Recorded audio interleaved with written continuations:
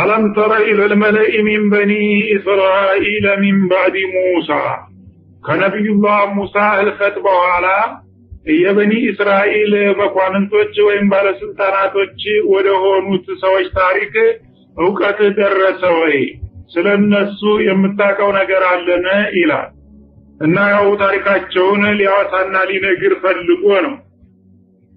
እንግዲህ ነብዩላህ ሙሳ ካለፉ በኋላ በስታቸው ፈለግ ብዙ ነብያት እየተከታተሉ መጥተዋል።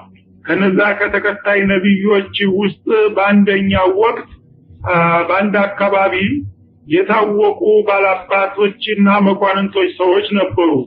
ስለነዛ ሰዎች ታሪክ እስቲ አላውሳልህ ማለቱ ነው። ይልቃሉ ለነብይ ለሁም ባአትለና መሊካ በጊዜያቸው ለነበረው ነብያቸው እባክ ንጉስ ምረጥልንና ከማከላችን ንጉስ አንግሰህ መሪ ታደረክልን በኋላ ጥላቶቻችንን በዛ በመሪያችን አስተባባሪነት እንዋጋ የሚል ጥያቄ አቀረቡ። የጎረቤት ሀገር ካፊሮች እያጠቁ ስላስቸግሯቸው እነሱ ጠንካራ መሪ በማጣታቸው የበታችነት ተደርሶባቸው ነበር። ስለዚህ በጊዜው ለነበረው ነብይ አቤቱታ አቀረቡ። እንግዲህ ትክክለኛ አላህ Subhanahu Wa Ta'ala የሚደግፈው ንጉስ ከጌታ ጠይቅና እባክህ ሰይምልን ከዚያ በኋላ በዛ በአሚራችን ስለሆነን እንጋደላለን ብለው ይጠይቃሉ ማለት ነው። እና ይሄ በጊዜው የነበሩትና የተጠየቁት ነብይ ሸምዑን ይባሉ ነበር ይባላል። ይሄ ጊዜ ነብዩ ይህ ጥያቄ ሲቀርብላቸው ሙቃቲል ፊ ሰቢልላህ አሁን በጠየቅነው መሰረት ንጉሱን ተሰየምክልን በአላህ መንገድ እንጋደላለንና ጥላቶቻችንን እንታገላለን ብለው ሲደነፉ ጊዜ ነብዮች መቼም አርቆ አሳቢና ተዋች ነበሩና የሰዎችን ሁኔታ ገመገሙና ምን ይላሉ?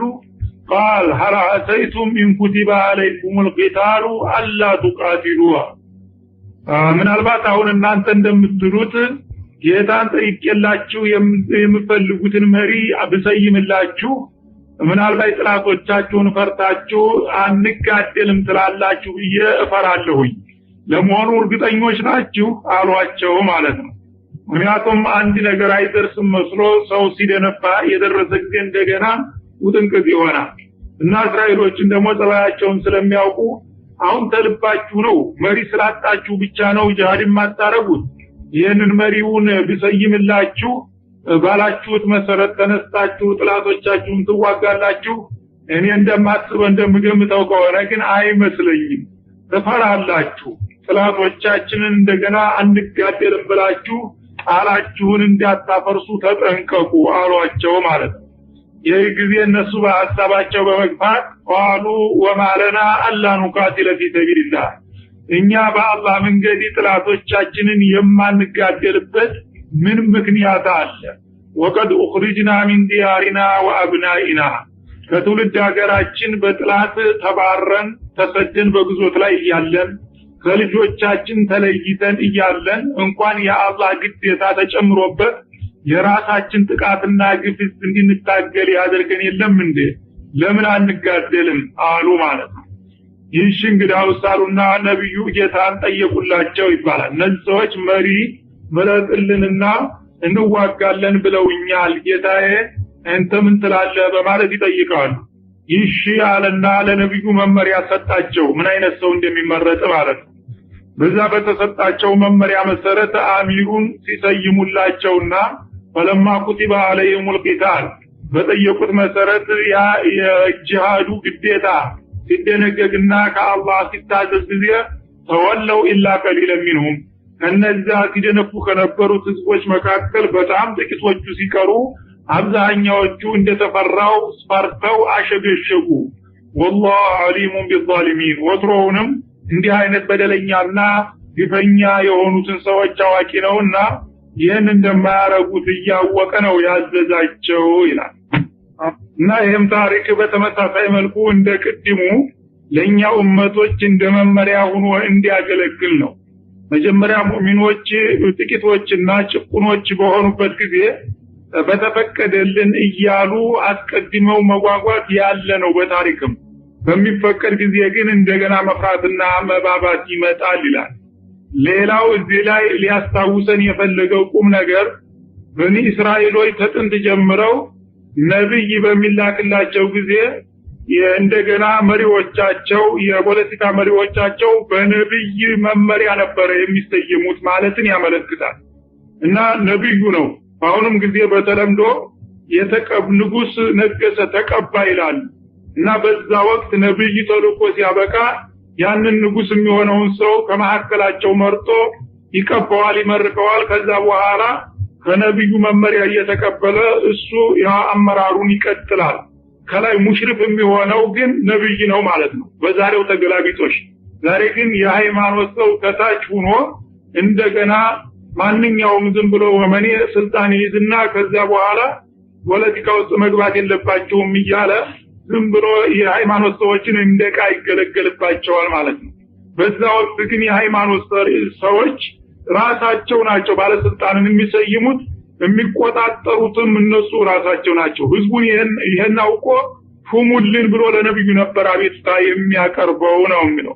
እና በዛ መልክ ጠየቋቸው። ነብዩም ደግሞ ይሄ ጥያቄ አደገኛ ነው፣ ኋላ አላህ ይሄን ጥያቄያችሁን መልስ የሰጣችሁ እንደሆነ ታፈርሳላችሁ አሏቸው። ለምን እናፈርሳለን? እኛ ጭቆናው ግፎ አንገፍግፎናል። አገራችንን ለቀን ተሰደን ልጆቻችንን ተለያይተን እስከመቼ ነው የምንኖረው በውርደት ውስጥ? አስፈቅድልንና መሪውን ሹምልን እንጂ ግዴለም እንዋጋለን እያሉ ደጋግመው ወተወቱ። በዛ መሰረት እንደገና አላህን ጠይቀው ባለስልጣኑን ሲሾሙላቸው መፍራትና መባባት ጀመሩና እንደገና ወደ ኋላ ተመለሱ። ግን ከነሱ መካከል በቃላቸው የሞሉ የተወሰኑ ጥቂቶች እንዳሉ ሳይጠቅስ አልቀረም ማለት ነው። ታዲያ አሁንም እናንተ የዛ አይነት ስህተት ውስጥ እንዲያትገቡ ተጠንቀቁ። መጀመሪያም ያልታዘዛችሁትን ነገር አስቀድማችሁ አትውጡቱ፣ ከታዘዛችሁም በኋላ ወደ ኋላ እንዲያታፈገፍጉ ማለት ነው። وقال لهم نبيهم إن الله قد بعث لكم طالوت ملكا እና በጊዜው እነዚህ እስራኤላውያን ከመካከላችን አንድ ንጉስ ሹምልንና በሱ ስር ተሰባስበን ጥላቶቻችንን እንጋደልና መብታችንን እናስከብር ብለው በጠየቁት መሰረት ነብዩ ሸምዑን ጌታቸውን ከጠየቁ በኋላ ይህን የሚከተለውን መልስ ሰጧቸው ይላል። ኢነላህ ቀድ በዐሰ ለኩም ጧሉት ባላችሁት መሰረት ከእናንተ መካከል ጧሉት የተባለውን ግለሰብ አላህ ንጉስ አድርገህ ሹምላቸው ብሎ አዟል እና በዛ መሰረት እሱን ሰይሜላቸዋለሁኝ በማለት አሳወቁ ይላል። ይህ ጊዜ ያልጠበቁት ሰው ነውና የተመረጠው ዱብዳ ሆነባቸው። መቀኝነት ሊይዛቸው ነው፣ ወትሮምና ጅሬ አያርማቸውምና ማለት ነው። እንደሚባለው እንግዲህ ሶስት አይነት ብሔረሰብ ነበሩ በዛ ወቅት፣ ትልልቅ ብሔረሰቦች እስራኤሎቹ ማለት ነው። አንደኛ ንጉሳውያን የሆነ ዘር ከጥንት ጀምሮ ቤተ ንጉስ እየተባለ በስልጣን የታወቀ ዘርፍ ነበረ፣ የአንድ አጎት ዘር ማለት ነው። ሌላው ደግሞ ቤተ ነብያት ይባላል። ነብዮች ሁልጊዜ የሚመረጡት በዛ ዘርፍ ነበረ ይባላል።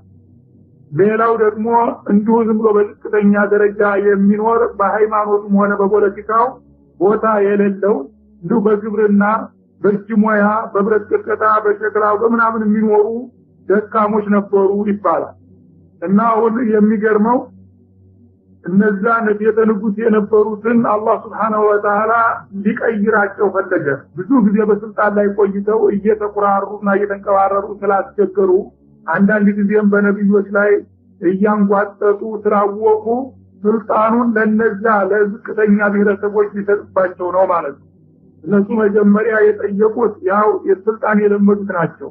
የአባቶቻችንን ስልጣን እንድናገኝ ጌታን አስፈቅድና ሹምልን ከመሐከላችን ብለው ነበር። አሁን ታዲያ በዛ በዝቅተኛውና በብረት ቀጥቃጮቹ አካባቢ ያሉትን ግለሰቦች አላህ Subhanahu Wa Ta'ala ሳይታሰብ ድንገት ከነሱ ነው የመረጠላቸው። የጧሉት የተባለው ግለሰብ ብረት ቀጥቃጭ ወይም ቆዳ ፋቂ ነበረ ነው የሚባለው።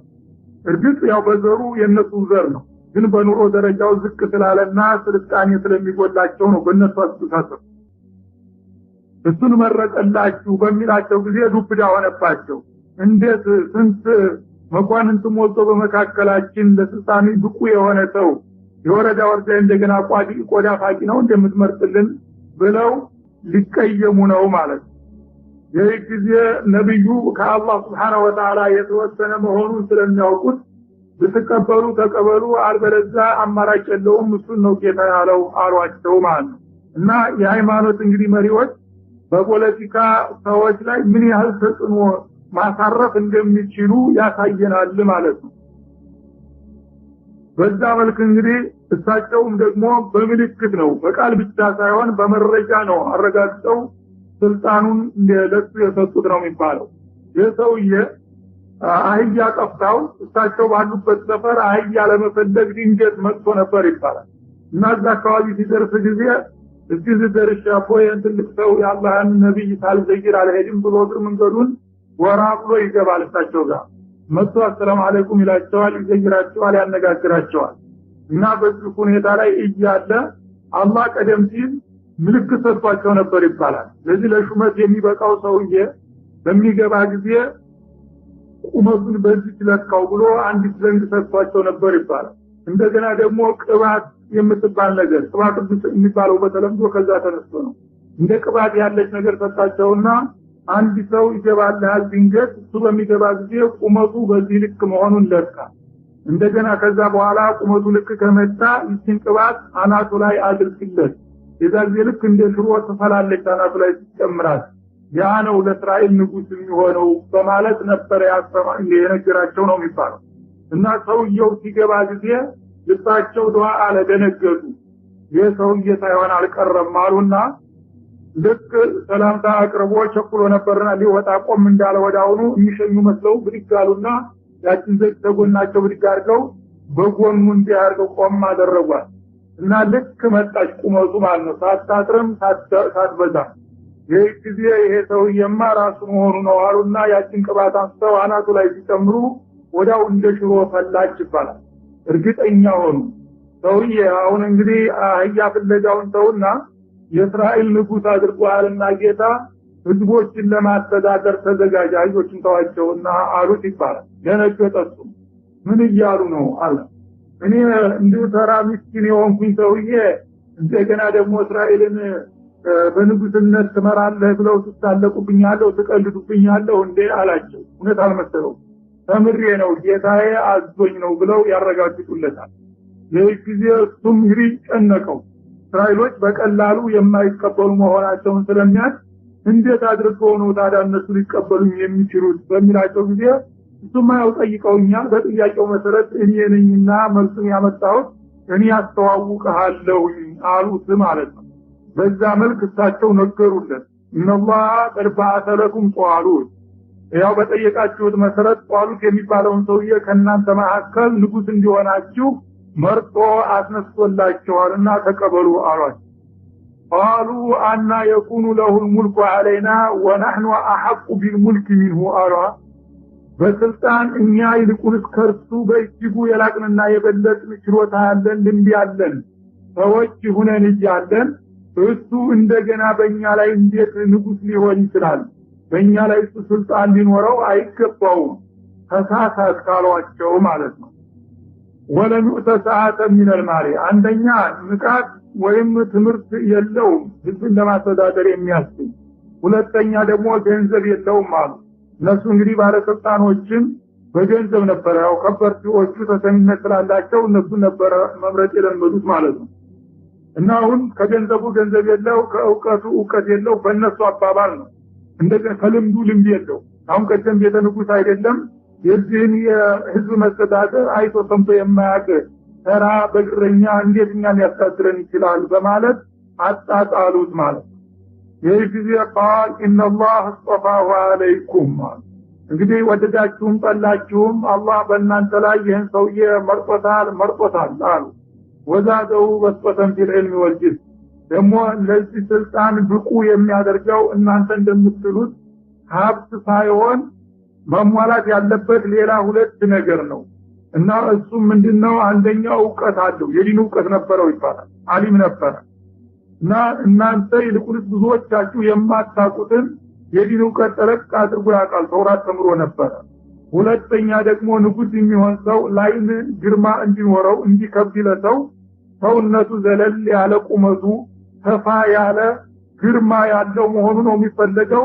ዛላውም ደስ የሚል ነው የሚያሳፍር አይደለም ስለዚህ ከቁመቱ ቁመት ከሰውነቱ ሰውነት እንደገና በእውቀቱም በኩል በቂ እውቀት ያለው እስከሆነ ድረስ እናንተ የማትቀበሉበት ምክንያት የለም ብለው ተከራከሩ ነብዩ ማለት ነው والله يؤتي ملكه من يشاء ከዛሬ ደግሞ በዚህ ሰውዬ ቤተሰብ ውስጥ ባለስልጣን አልነበረም ስለምትሉት ስልጣን በመወረስ ብቻ አይደለም የሚመጣው አንዳንድ ጊዜ ጌታ ስልጣንን ለፈለገው ሰው ይሰጣልና ለዚህ ሰው የተሰጠው ምን ታረጉታላችሁ ለይሳሉ አማ ይፋልነውና አላህ ከሰጠው ማንም ሰው መከልከል አይችልም አሏቸው والله واسع عليم አላህ ደግሞ ለእንዲህ አይነት ለተረሱና ለወደቁ ብሔረሰቦች አንዳንድ ጊዜ እጅን ለመስጠት ችሮታው ሰፊ ነው ለነሱም ይሰጣቸዋል ማለት ነው እንደገና ደግሞ ችሮታውን ለማን መስጠት እንደሚገባው ጠንቅቆ የሚያጌታ ነው አይሳሳት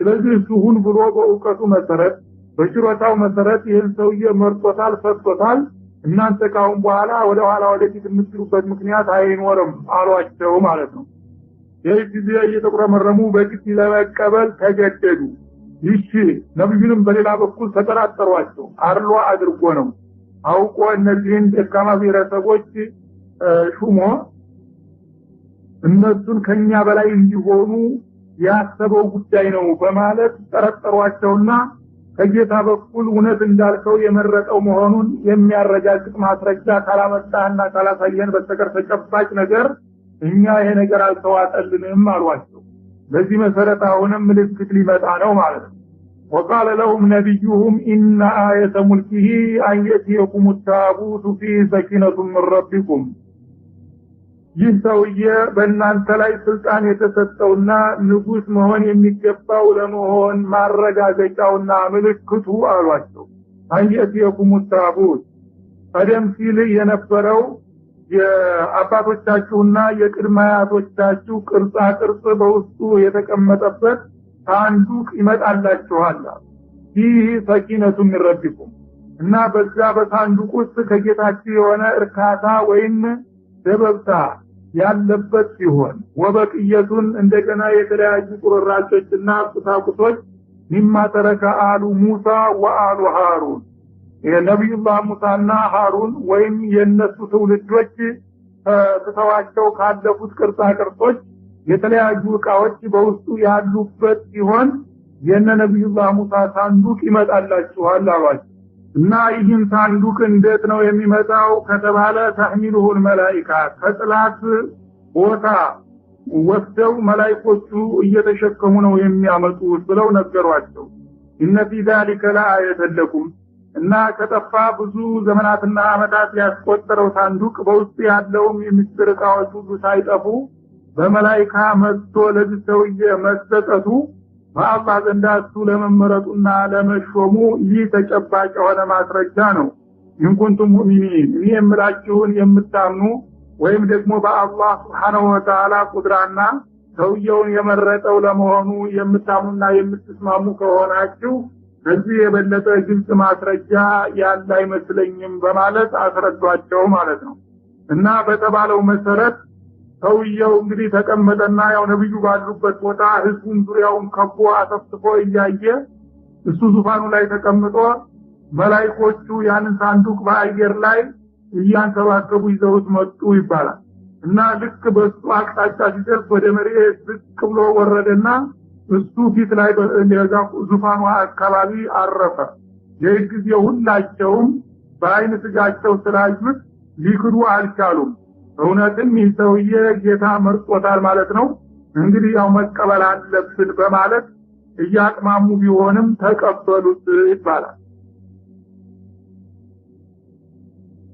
አለማ ፈሰለ ጧሉት ቢልጁኑድ እና ይህ ጧሉት የተባለ ንጉስ እንግዲህ ስልጣኑን ከተረከበና ካረጋገጠ በኋላ ሰራዊቱን አጣቆና አዘጋጅቶ ከመኖሪያ አገሩ ወደ ጥላት ሀገር እንቅስቃሴ አድርጎ ተከተማው ሲወጣማ ጊዜ ይላል እና ከተማቸው ያው ቤተል መቅዲስ ነበረ በቤተል መቅዲስ ሰራዊቱን እንግዲህ ከተቃወጀና በሚገባ ሰንቆና ታጥቆ ሲንቀሳቀስና ጉዞ ሲጀምር ጊዜ የወትሮውንም ተቃውሞ አድርገዋል ማለት ስለሚያቅ ሰው ምን ያህል እንዳመነውና ትእዛዙን እንዴት እንደሚያከብር ለመፈተን ፈለገ። ሰው መቼም ስልጣን በሚይዝ ጊዜ አይኑ ይከፈታል እንደሚባለው ከወዲሁ አስተዳደር አይችልም እያሉ እነሱ ሲጠራጠሩ እሱ ግን ሊሰራላቸው ነው ማለት ነው። ምን አለ? ልክ ተከተማው ወጥተው በረሃማ ቦታ አለ በጣም የፀሐይ የሚያጠቃበትና ረሟጫ የሚከብበት እዛ ቦታ ላይ ሲደርሱ ፀሐይ አቀለጣቸው እንደገና ውሃ ጥም ደግሞ ተለቀቀባቸው ይባላል። ልክ እዛ ወንዝ ነበረ ትልቅ አለት እዛ በሚደርሱበት ጊዜ ነህረ ሸሪዓ ይባላል በኡርዱና በፍልስጤም መካከል የሚገኝ ቦታ እና እዛ ወንዝ ደርሰን ውሃ ጠግበን እያሉ በጉጉት እየተንጋፉ ሲወርዱ መግለጫ አወጣ ወዳውኑ ማለት ነው። ምን የሚል قال ان الله مبتليكم بنهر እዚህ ፊታችሁ በምታዩት የአለት ውሃ ጌታዬ አላህ ሳይፈትናችሁ አልቀረም አላቸው። ፈመን ሸሪበ ሚንሁ እና አሁን ከኔ ሰራዊት እዛ ወንዝ በምንደርስበት ጊዜ የሚጠጣ ሰው ፈለይሰኒ የኔ ታማኝ ወታደር አይደለም እንዳትጠጡ በማለት ማዕቀብ ጣለባቸው ማለት ነው። ወመለም የጣዕሙ ያንን ውሃ ያልቀመሰ ፈኢነሁ ሚኒ ይህ ታማኝ የሰራዊት ነውና ውሃ በመጠጣትና ባለመጠጣት ነው ታማኝነታችሁን ማረጋግጠው አላቸው ማለት ነው። ግን ውሃ ጥሙ በጣም አጥቅቷቸው ስለነበረ በጣም እንዳይጎዱ ትንሽ ደግሞ ማሻሻያ ሰጣቸው። ኢላ ማን ይተረፈ ጉርፈተን ቢይዲሂ እና ከንፈሩንና ላንቃውን ለማራራት ያህል በእጁ አንዴ ሁለት ጊዜ ጠለፍ አድርጎ የቀመሰው ብቻ ትቀር የዚህን ያህል ግዴለ። ግን እንደው በጣም ጠምቶናል ብላችሁ አጎንብሳችሁ ሆዳችሁ እስከሚያጋጥጥ ካፈሳችሁ የኔ አይደላችሁምና ይሄን ወቁና ተጠንቀቁ አላቸው ማለት ነው። እስራኤሎች ደግሞ እንደዚህ እንኳን በሆዳቸው መጥቶባቸው እንዳውም አመፀኞች ናቸው። ይሄ ነው የፈራ ነው ወትሮውንስ የደሃ ነገር ብሎ ስልጣን ሲይዝ ደግሞ ውሃ አትጠጡ የሚል ባለስልጣን መጣ አሉና ግድ የለም እዛ እንድረስ እንጂ የሆነ ይሁን አንተውም እያሉ ወረዱና እዛ ውሃ ሲደርሱ ፈሸሪቡ ሚንሁ ኢላ ቀሊለን ሚንሁም ከዛ ከወንዝ ውሃ አብዛኛዎቹ አጎንብሰው አንደበሬ አፈሱት ወዳቸው እስከሚያጋጥ ድረስ በጣም ጥቂቶቹ ብቻ ሲቀሩ ይላል። እንደሚባለው ብዛታቸው ወደ 80,000 ነበሩ። 76,000 የሚሆነው ሲጠጣ 4,000 ብቻ ቀረ ነው የሚባለው። እና በዚህ መልክ እንግዲህ ተፈተኑና በፈተና ወደቁ። ገና ያ መጀመሪያው አላአተይቱ ሚን ኩቲባ አለይኩም القتال አላ ተቃቲሉ ያሉት ነብዩ አሁን በሁለተኛ ዙር ደግሞ ደረሰባቸው። መጀመሪያ ባለስልጣኑን አንቀበልም ብለው ብዙ ተከራከሩ። ባለስልጣኑን ሲቀበሉ ደግሞ የሰጣቸውን መመሪያና ትእዛዝ ማክበር ሲገባቸው እንዴት ደግሞ አትጠጡ ይለናል በማለት በሁለተኛ ደረጃ ደግሞ ከፍቃድ ውጭ ሆኑ። እና እሱ ይሄን ያደረገበት ምክንያቱ በህዝቦች ዘንዳ ምን ያህል ተሰሚነት ያለው መሆኑ ጥላት ዘንድ ሄዶ ከመጋፈጡ በፊት ሰራዊቱ እሱ ጋራ ምን ያህል ታማኝ መሆኑን ማረጋገጥ ነበረበት ማለት ነው። እና ተሰሚነት የሌለው ሰው ጥላት ፊት ከሄደ በኋላ በዚህ ወረዱ ይሄን ያርጉ ያለ እንደሆነ እምቢ ያሉት እንደው ችግር ስለሚፈጥር በቀላሉ ምን ያህል ትዕዛዝን ያከብሩታል እውነት እነዚህ ሰዎች ተስማምተዋል እንደ መሪ ይቆጥሩኛል ብሎ ነው ይፈትናቸው የፈለገው ማለት ነው። እንደፈራው ብዙዎቹ ያውልባቸው ስለሸፈተ አልተቀበሉትምና ከ80,000 76,000 ሲያምስ 4,000 ብቻ በታማኝነት ውሃውን ሳይጠጡ ተገኙ ነው የሚለው። ፈለማ ጃወዘሁ እና ያንን የወንዝ ውሃ አልፎ ተሻግሮ በሚሄድበት ጊዜ ይሄ አሚሩ ንጉሱና ወለዲና አመኑ ማሁ እነዚያ እሱ ጋራ ያመኑት ትክክለኛና ታማኝ ወታደሮቹ ልክ ወንዙን ተሻግረው ወደ ማዶ እንደደረሱ ቃሉ ላ ጧቀተ ለና اليوم بجالوت وجنوده እነዚህ ውሃውን የጠጡት ብዙሃኖቹ እኛ እንግዲህ በዛሬው ዕለት ያሉት የሚባለውን ጥላታችንና ሰራዊቱን የምንቋቋምበት ኃይልና ጉልበት የለንም። እኛ ይሄንን በጣም ኃያል ጦር እንዴት አድርገን ነው የምንገጥመው? አጉል ልታስፈጀን ነው እንጂ መሄድ አንፈልግም ከዚህ በኋላ አናልፍም ብለው አመጡ እነዚያ ብዙሃኖቹ 76000 የሚገመቱት ማለት ነው قال الذين يظنون أنهم ملاقو الله كم من فئة قليلة غلبت فئة كثيرة بإذن الله እነዚያ ከሞት በኋላ ተነስተው አላህ ዘንዳ መገናኘትን በጽኑ የሚያምኑ የሆኑት ጠንካራ ወታደሮችን እነሱ በጣም ቁጥራቸው ጥቂት ከመሆኑም ጋራ ከምን ፊአቲን ቀሊለቲና ስንትና ስንት ነው በጣም ጥቂት የሚባሉ ኃይሎች ገለበት ፊአተን ከቲረተን ቢኢዝኒላህ በአላህ ፍቃድ በጣም ብዙ የሆኑ ሰራዊቶችን የረቱና ያሸነፉ በታሪክ በጣም ብዙ እንደሆኑ እንማራለን።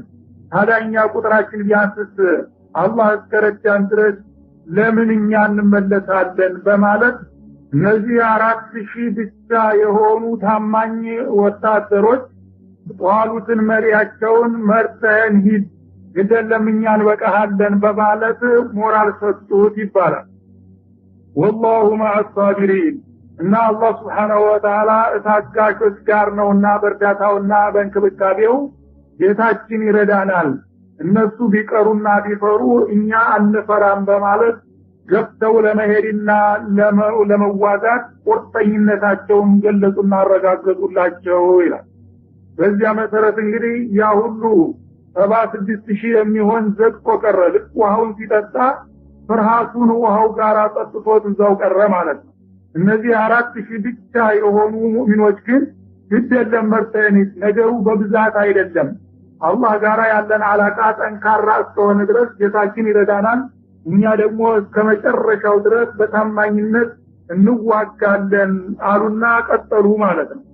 እንዳሉትም ገብተው ሄዱና እጥላት ጋር ፊትለፊት ተፋጠጡ። ወለማ በረዙ ሊጃሉት ወጅኑዲሂ ጃሉትና ሰራዊቱ ጋራ ጦር ሜዳው ላይ ተገናኝተው ፊትለፊት ሲደራደሩና ቢልቢል ሲወርዱ ጊዜ ቃሉ ውጊያው ከመጀመሩ በፊት ገና በዝግጅት ላይ ያሉ የሚከተለውን ታሪካዊ አባባል ተናገሩ። 3 ዱዓዎች ሊያደርጉ ነው ጌታቸውን ማለት ነው።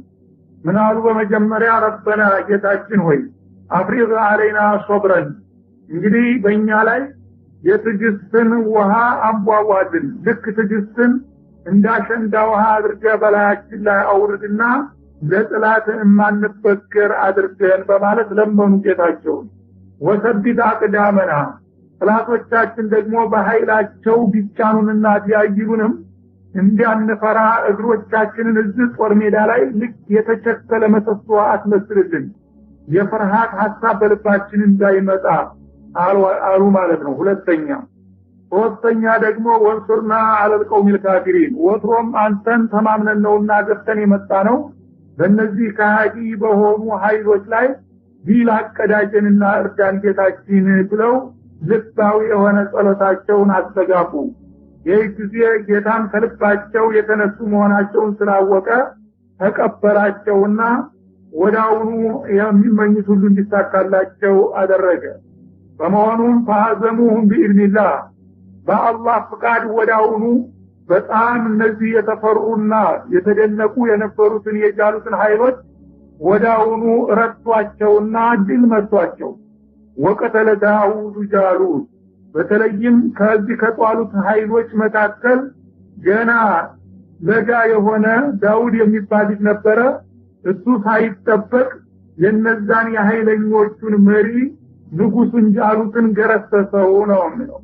ወአታሁ አላሁል ሙልክ እና ይሄ ልጅ አስቀድሞ የጥላትን ቁንጮ በማውረዱ አላህ Subhanahu Wa Ta'ala ባረከውና በዛው እንደገና ወደፊት ሲያድግ ስልጣንን በተረኝነት ለሱ አሳልፎ ሰጠው። ወልህክመተ ጥበብንና ዕውቀትንም አጎናጸፈው።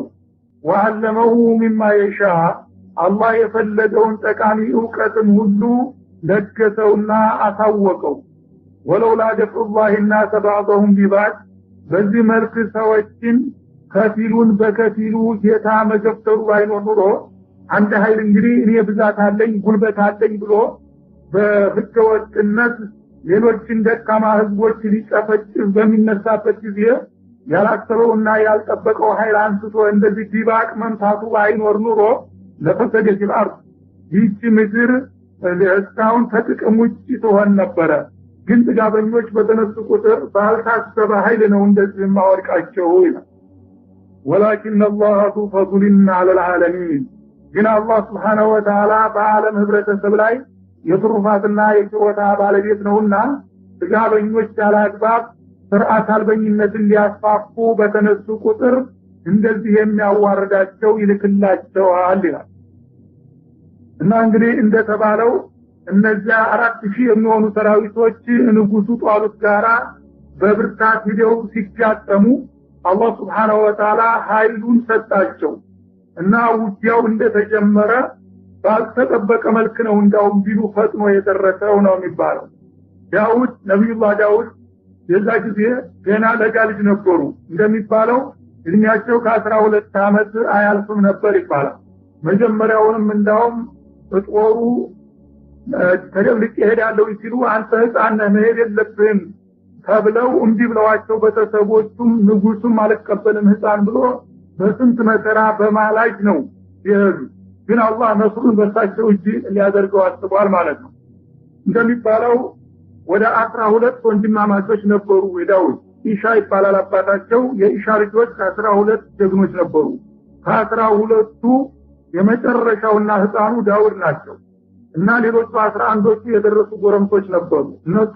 ለጦርነቱ ተመልምለው ታጥቀው ሲነሱ የኛው ከወንድሞች ተለይቻ አልቀርማሉ ገና ፍየል የሚጠብቁ አጓጉል ልጅ ነበሩ እና በተሰብ የለም አንተማ ህፃን አልደረስክም አይሆንም ብለው ተቃወሟቸው የለም እኔ ማንንም ትልቅ ሰው የሚሰራውን ሁሉ ለመስራት ይችላልኝ አልቀርም ይላሉ ማለት ነው የታሪካዊ ጦርነት ነው የጊዜ በተሰቦቹ ጋራ ተነሳርከው ያው ነብዩ እዛ ንጉሱ ጋር እንሄድና ንጉሱ አልቀበልም ካለ እዛው መለሳለሁኝ በማለት ሄዱ ገብተው ይባላል እና እዛ በሚሄዱ ጊዜ ይሄ ደግሞ ምንድነው ሲል ያው ለወንድሞች ተለይቻ አልቀርም ብሎ አሸነፈን ቅርብ እንለው እዛው ንጉሱ ይመልሰን ብሎ ይበልሰይ ብሎ መጣ ይላል እና ከሳተው ልጅ አንተ ገና ልጅ ነህ ጥላትም መሳቂያ ያረገናል ህፃኑ ሁሉ ሰብስበው መጡ ምናምን እንዳንባል አንተ ግድ የለም በሌላ ጊዜ ስትደርስ በሁለተኛ በሶስተኛ ዙር ትገባለህ አሁን ተመለስ ይሉታል ላ እኔ እችላለሁ አልመለስም አለ ይባላል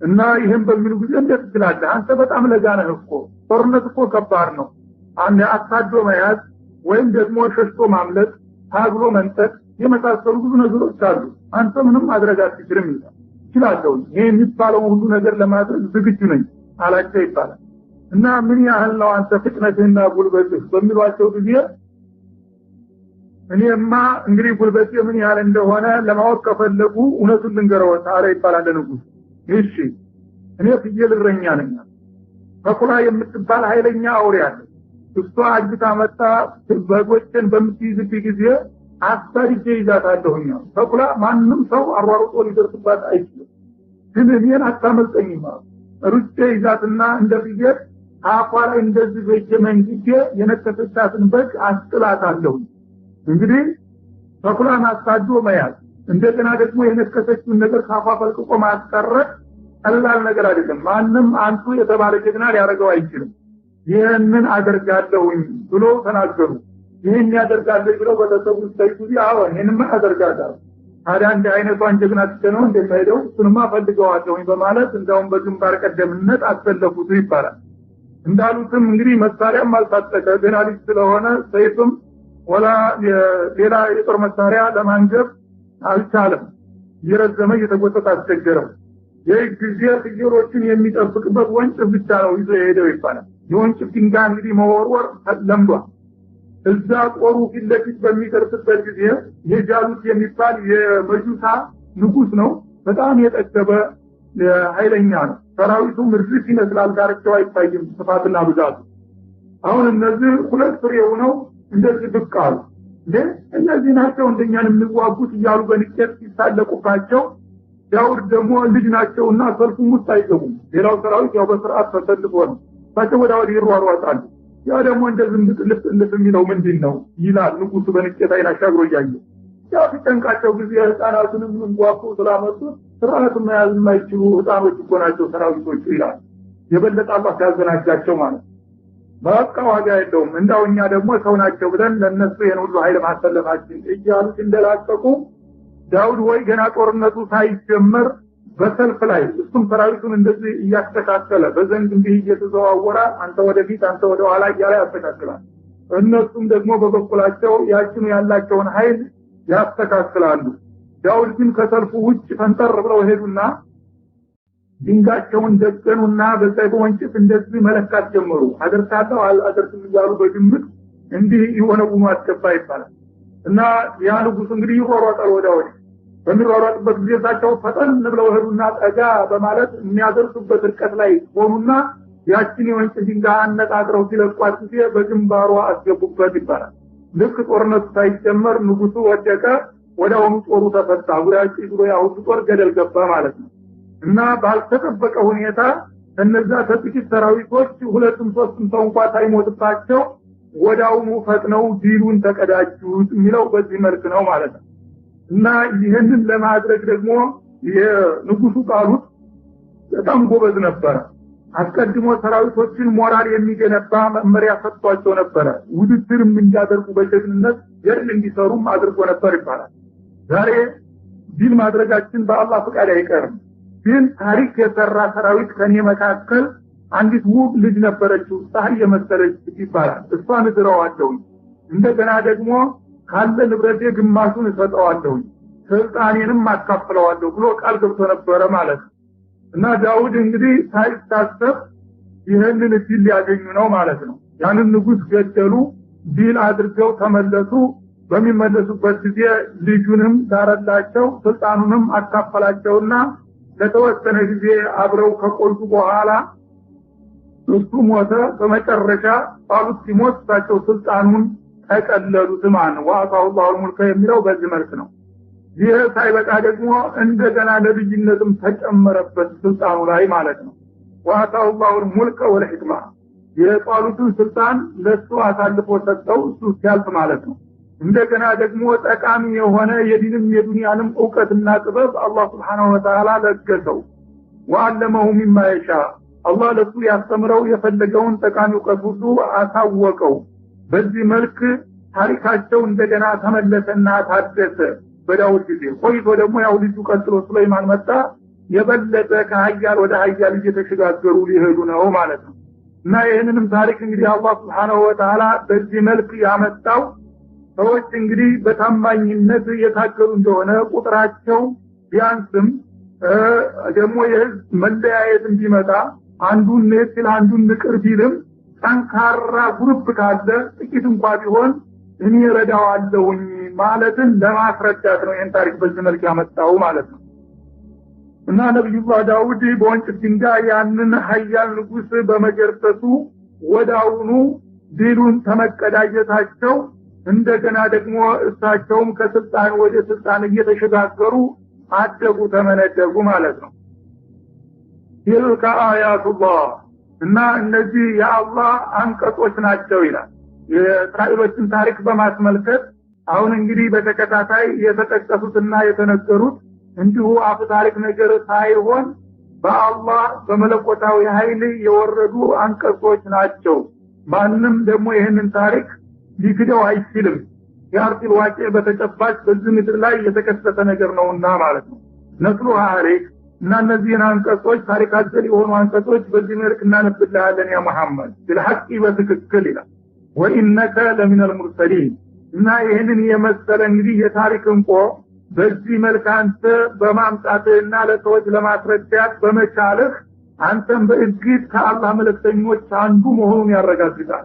እና የአላህ መልእክተኛ ባትሆንና ይህን ታሪክ ባልነግር ኑሮ ህፃን ተነበረ በዚህ መልክ የምትነግራቸውና የምታስተምራቸው እስራኤሎች እንኳን በጣም ሊቅ አዋቂ የሆኑ ካልሆኑ በስተቀር ይህን ታሪክ ብዙዎቹ አያውቁትም ነበር ይባላል። የተለዩ የሆኑ በአባት ደረጃ የደረሱ ነበሩ። አንተ ግን አንድ ቀን ጽሑፍ ሳታነብ ወይም ከታሪክ ሰዎች ጋር ሳትገናኝና ዕውቀት ሳትለዋወጥ ይህን የመሰለ ጥልቅ ታሪክ በዚህ መልክ አብጠርጥረ ለማቅረብ መቻልህ ከኔ መልእክተኞች አንዱ መሆንህን ያረጋግጣል። ይገባቸው ኑሮ ያንተ ነብይነትም በዚሁ እግር መንገዱን በተረጋገጠላቸው ነበር ማለት ነው።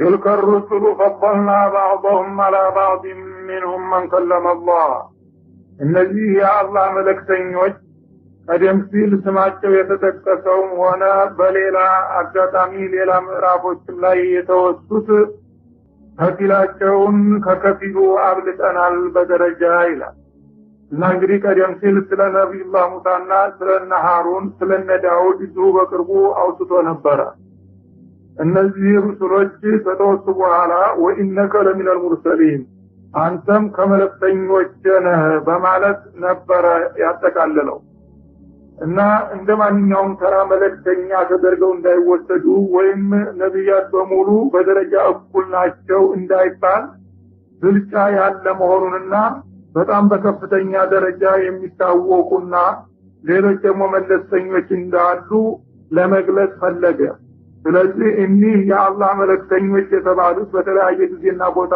ሲላኩ የቆዩት ፈضلنا بعضهم على بعض منهم ከፊላቸውን ተከፊሉ ላይ አብልጠናል منهم ከነሱ መካከል من كلم الله አላህ በቀጥታ ያናገረው አለ እንደ ነብዩላህ ሙሳ ማለት ነው ከነብዩላህ ሙሳ በፊት የነበሩት ነብያት ያው በመላእክቱ አማካይነት ነው እንጂ የአላህ መልእክት የሚደርሳቸው በቀጥታ ያናገረው የለም ማለት ነው ሙሳን ግን ካለፉት ሁሉ ነብዮች በማብለጥ ቀጥታ ያላተርጓሚ አናገረው ይህ እንግዲህ ከሌሎቹ ነብዮች ያበለጠ መሆኑን ለማሳየት ነው ማለት ነው ወረፋ بعضهم درجات አንዳንዶችም ደግሞ ከማንኛውም ነብይ በደረጃ እጅግ የላቀና የመጠቀ አድርጓቸዋል ከነዛም መካከል ነብዩ መሐመድ ይገኙበታል ማለት ነው ያው ያለፉት ነብዮች ሁሉ ደረጃ ያጠቃለሉ ሆነው ነው የመጡት ወአተና ኢሳ ኢብነ መርየም አልበይናት እንዲሁም ለመርየም ልጅ ለኢሳ ደግሞ ነብይነቱንና አላህ Subhanahu Wa Ta'ala በተአምር ለየት ባለ መልክ የፈጠረው መሆኑን የሚያሳዩና የሚያረጋግጡ ማስረጃዎችን ሰጠነው ወአየድናሁ ቢሩሂል ቁዱስ እንደገና ደግሞ ታማኝ በሆነው መላእክታችን በጅብሪል አሚን አጠናከርነውና ጥላቶቹ እንዳያጠቁትም ጠበቅነው ይህም ከሌሎች ነብዮች ለየት ያለ ትኩረት የሰጠነው መሆኑን ያሳያል ጅብሪል አሚን ለማንኛውም ነብይ መልእክት ያመጣ ከመንገርና ከማስተማር በስተቀር ዘብቁሞ የጠበቀው የለም ነብዩላህ ኢሳን ግን የሁዶቹ እንዳያጠቋቸው በቅርብ እየተከታተለ ይጠብቃቸው ነበር በመጨረሻም ያው እነሱ ቆርጠው በሚነሱበት ጊዜ ለማጥቃት በጣራ ገብቶ እሳቸውን አንስቶ ወደ ሰማይ ይዟቸው ሊሄድ ቻለ ማለት ነው ይህም እንግዲህ ለነብዩላህ ኢሳ ልዩ ትኩረት የሰጣቸውና ያበለጣቸው መሆኑን ያሳያል ولو شاء الله ما قتل الذين من بعدهم من بعد ما جاءتهم البينات الله سبحانه وتعالى بشانه ከነዚህ ነብያት በኋላ ቀጥለው የመጡትን የክፍለ ዘመናት ህዝቦች እስበርታቸው በእምነት እንዳይለያዩና እንዳይጋደሉ ባደረጋቸው ነበር ግን ስላልሻ ነው ይህ አይነት ችግር ሊከሰት የቻለው ማለት ነው እንግዲህ ምን ለማለት ነው የፈለገው በአጠቃላይ ነብያት በማንኛውም ጊዜና በየትኛውም ቦታ በሚመጡበት ጊዜ ጽንሰ ሐሳባቸውና መሰረተ ዓላማቸው አንድና ወጥ ነው ሁሉም ላኢላሃ ኢላላህ ሊያስተምሩ ነው የሚመጡት ማለት ነው እና እነዚህ ሁሉ በመቶ የሚቆጠሩ ነብዮች ከአንድ አላህ በስተቀር አምላክ የለም በማለት ታስተማሩ በኋላ ከዛ በኋላ ቀጥሎ የሚመጣ ማንኛውም ትውልድ እንደገና ወደ ኩፍርና ወደ ሽርክ ሂዶ አማኞች ጋራ መጨቃጨቅና መጨፋጨፍ አልነበረበትም ምክንያቱም በተደጋጋሚ እውነቱ ተገልጿልና የሰው ልጆች በአንድ በተውሂድ ጎዳና ነበር ተስማምተው መሄድ ያለባቸው ግን ይህን ስላልሻላቸው አላህ የሁሉ ነብይ ተረባርቦ እውነቱን ከገለጠና ካስተማረ በኋላ አሁንም ሽርክና ኩፍር አልጠፋም ብሎ ሁልጊዜው ከአማኞቹ ጋራ በመጋጨትና በመጨፋጨፍ ላይ ይገኛሉ የሰው ልጆች ነው የሚለው እንደ መልእክተኞቹ ድክመትና ርብርቦች ቢሆን ኑሮ ተውሂድ ምንም ተቃራኒ ባላገኘ ነበር በዚህ ምድር ላይ ማለት ነው من بعد ما جاءتهم البينات እና እነዚህ ህዝቦች በነብዮች አማካይነት እውነቱንና ውሸቱን የሚለዩ ግልጽ የሆኑ ማስረጃዎች ከመጡና ከደረሷቸው በኋላ እንደገና በርሳቸው በሐሳብ ባልተከፋፈሉና ባልተጨፋጨፉ ነበር። ግን ይህንን የአላህ Subhanahu Wa Ta'ala አደራ ወደ ጎን በመተውና በምቀኝነት አንበለጥም በማለት ወደ ኋላ ተጎተቱና ነብዮችና ተከታዮቻቸው ጋር አተካራ ፈጠሩ። ቢመከሩም ቢነገሩም ይሻላሉም ወላኪን ይختلፉ በዛው በመጨቃጨቁና በመለያየቱ ገፉበት። فمنهم من آمن ይህን ስልጣዳ አማኝ ጠፋል ማለት አይደለም። እነዚህ ከህዝቦች መካከል በነብዮች ጥሪ ያመነ ይገኛል። ومنهم من كفر ከነሱም መካከል ደግሞ ወደ ክህደት የገባ አለ ማለት ነው። ወለው ሻአ አላህ አለመለያየትና አለመጋደላቸው እንዲሻ ኑሮ መቅተተሉ ባልተጋደሉ ነበር ይላል። ወላኪን አላህ يفعل ما يريد ግን አላህ Subhanahu Wa Ta'ala በፍጡሮቹ የሚፈልገውን የሚሰራ ጌታና ማንም የማይጠይቀው ስለሆነ እሱ ለሚያውቀው ምስጢር ሲል ይህንን ችግራቸውን ሊፈታላቸው አልሻም ማለት ነው።